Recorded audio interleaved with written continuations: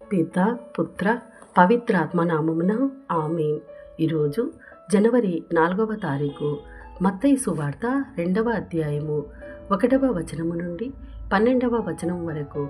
హేరోదు రాజు పరిపాలనా కాలమున యూదయ సీమయందలి బెత్లెహేమునందు యేసు జన్మించెను. అప్పుడు జ్ఞానులు తూర్పు దిక్కు నుండి యెరూషలేమునకు వచ్చి, యూదుల రాజుగా జన్మించిన శిశువెక్కడా? ఆయన నక్షత్రమును తూర్పు దిక్కున చూచి మేము ఆరాధింపవచ్చితిమి అని అనిరి. ఇది విని హేరోదు రాజును యెరూషలేము నగరవాసులందరూ కలత చెందిరి. అంతటా రాజు ప్రజల ప్రధానార్చకులను ధర్మశాస్త్ర బోధకులను సమావేశపరిచి, క్రీస్తు ఎచ్చట జన్మించును అని ప్రశ్నించెను. యూదయ సీమయందలి బెత్లెహేమునందు అని వారు సమాధానమిచ్చిరి. యూదయ సీమయందలి బెత్లెహేమ, నీవు యూదయ పాలకులలో ఎంత మాత్రమును అల్పమైన దానవు కావు. ఏలనో ఇశ్రాయేలు ప్రజలను పాలించు నాయకుడు నీలో నుండి వచ్చును అని ప్రవక్త వ్రాసి ఉండేను. అంతటా హేరోదు ఆ జ్ఞానులను రహస్యముగా పిలిచి నక్షత్రము కనిపించిన సమయమును వారి నుండి జాగ్రత్తగా తెలుసుకొనెను.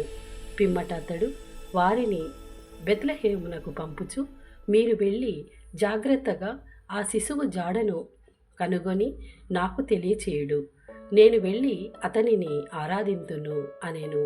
రాజు మాటలను ఆలకించి ఆ జ్ఞానులు వెళ్ళిపోయిరి.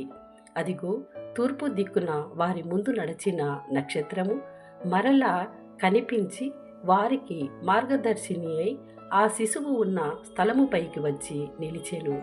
వారు నక్షత్రమును చూచినప్పుడెంతో ఆనందించిరి.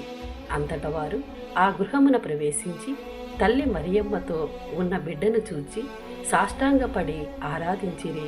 పిదప తమ సంచులను విప్పి ఆ శిశువునకు బంగారము, సాంబ్రాణి, పరిమళ ద్రవ్యములను కానుకలుగా సమర్పించిరి.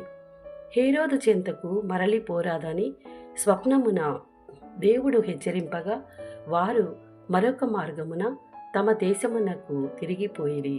ఇది ప్రభుని వాక్కు. సర్వేశ్వరునికి వందనములు.